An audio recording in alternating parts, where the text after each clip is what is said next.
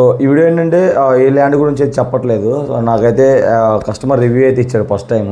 So నేను చాలామంది request చేశాను, కొంతమంది రివ్యూ ఎవరు ఇవాళ వచ్చిన సార్ అయితే మంచిగా రివ్యూ ఇచ్చాడు.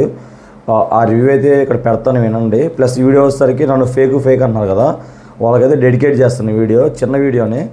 హాయ్ అండి, మన నందు రియల్ ఎస్టేట్ ఛానల్ నుంచి మేము యూట్యూబ్ వీడియోలు చూసాము. యూట్యూబ్ వీడియోలు చూసి ఈయన కాంటాక్ట్ అయిన తర్వాత మాకు 2-3 ల్యాండ్స్ చెప్పారు ఫోన్లో.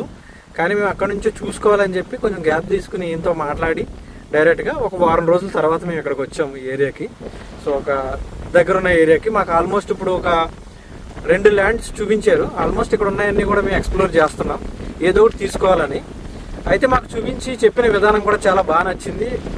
2-3 ల్యాండ్స్ కూడా బాగా చూసాము, వివరాలన్నీ చెప్పారు. ఈయనేమి ఫోర్స్ కూడా చేయలేదు, మీకు నచ్చితేనే తీసుకోమన్నారు.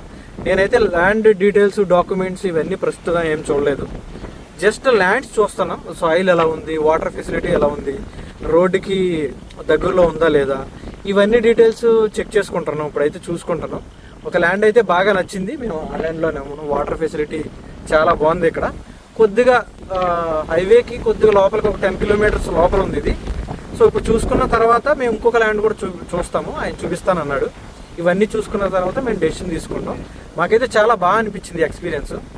అట్లీస్ట్ వచ్చి చూసుకుంటే మనకి ఏదైనా నచ్చితే కనుక ముందుకెళ్తాం.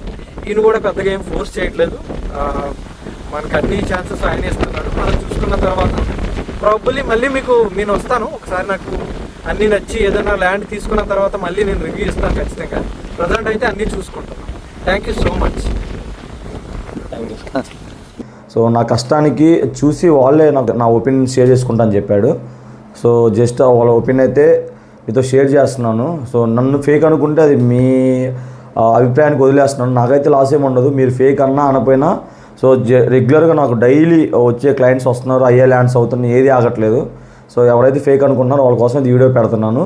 వీడియో అయితే చూడండి. అండ్ ఇది చాలామందికి ఈ వీడియో అయితే షేర్ చేయండి. యాక్చువల్గా నన్ను కొంతమంది కావాలని కింద కామెంట్లో ట్రోల్ చేస్తున్నారు ఫేక్ అని.